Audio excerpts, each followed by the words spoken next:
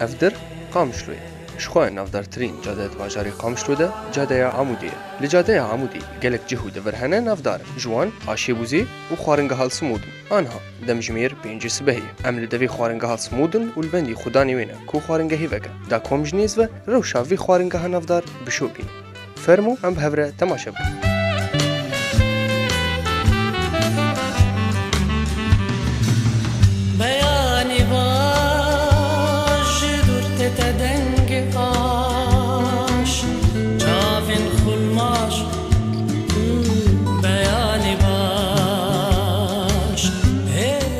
خدانی خوارنگه هال سمود بیجم کسی مکوتی کلین وان دوی خوارنگه هرهنه دبیجن کو تمنیوی 40 ساله هر وحاد بیجه کو گله کسایتی نافدار سیاست مدار روشنبیر و هنرمند هاتنه و هین تینه وی خوارنگه نمازه دانی سبهیده دا کو خوارنگه ها هری نافدار فلان بخون شخواه خوارنگه ها سمودجی بچیکرنا فلان پر نافدار لوماجی هر کس بری خود ده وی خوارنگه نسبه قابدانه 38 سال 39 ساله چه بون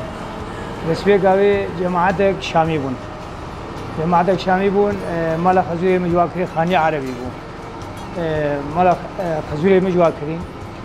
مجواکری کرد دکان کرد مطعمه وقتی و کرد مطعمه اف پیشامه گیش بالا بون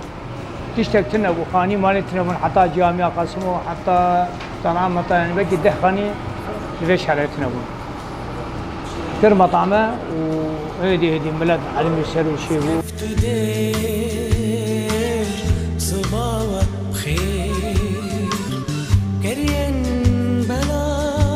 تشتی وی خوارنگه هندن ودقتینه او کونرخی خوارنی لور ارزانه بلند نابه و هر تمی بدیکل دارین خوره باش تفروشه در حقی وی یکیش آنها امی و کسین کوتین خوارنی جی دکرن گهداری بکن مطعمات زودية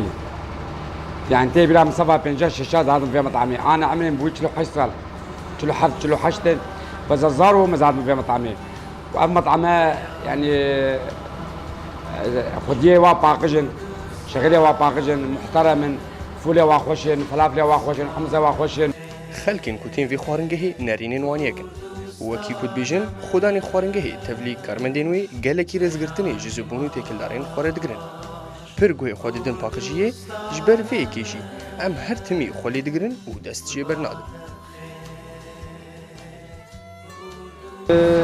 دستپیکا هشته ده هشته بیرامن 20 سال از دوری قامشلو کتن از قامشلو و جریان از هی 8 سال 8 سال میز هاتن قامشلو جاردیز فارنگها سمود و جریانه